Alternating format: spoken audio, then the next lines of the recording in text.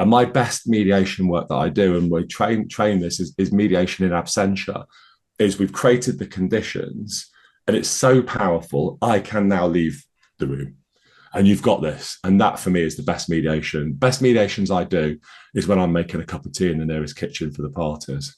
I couldn't agree more. I think that's absolutely right.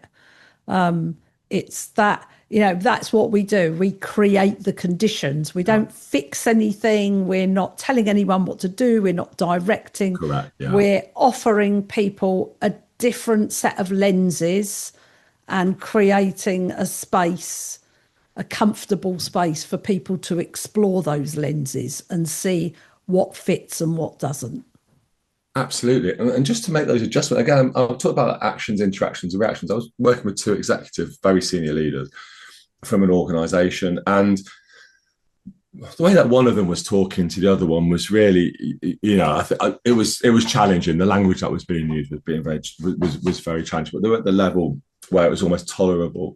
But actually sitting down with the two parties and allowing the person who'd been on the receiving end to really express just how damaging it was for them and the impact it had on them, and for the other one to hear and understand that some of the language and some of the you've heard a few things in your career, I've heard a few things, but when you sat there as a mediator, go okay, but when you're sat there and then you just hear it coming out, but it's just and it's genuine, and it's not trying to be spiteful or malicious or causing, but it's genuine, and you can see the other person's shoulders go, wow, okay, you're playing that back to me, and then I can start to make some really good, powerful decisions about changing behavior.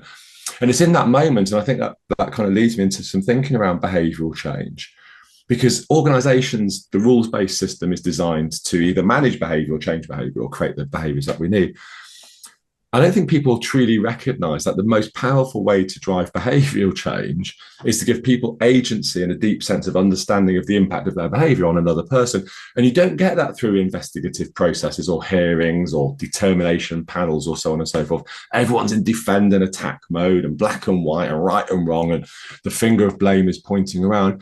And my view on these processes that I see, disciplinary procedures, performance management systems, grievance processes, which are designed to drive behavioral change to a point, are the complete antithesis of behavioral change. They solidify the bad behaviors and they actually invoke and encourage blame-oriented processes and defend and attack. And as I see so many times, particularly at senior leadership level, but elsewhere as well, when you're working with individuals and they feel attacked, they defend themselves. And what's the best form of defense is attack. Now, these are smart people, Maria.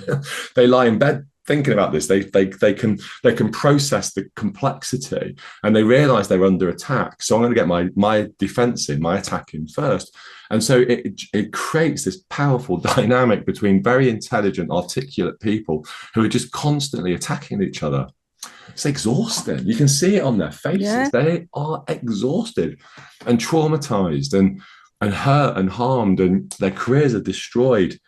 Their lives, for some of them, you can see the bad habits they're getting into, the things they're doing to themselves. It's just destructive in so many ways. And you do think there's a moral, ethical, and also a business duty on HR professionals in particular to start to recognize that the systems and processes that they've designed at work are more traumatic and re-traumatizing, more damaging and destructive than any of the bad behaviors that they were designed to mitigate or to create. And my call to HR professionals and people professionals is you have an absolute duty to look at the policies and processes in your organizations and go and listen to the people who are using them.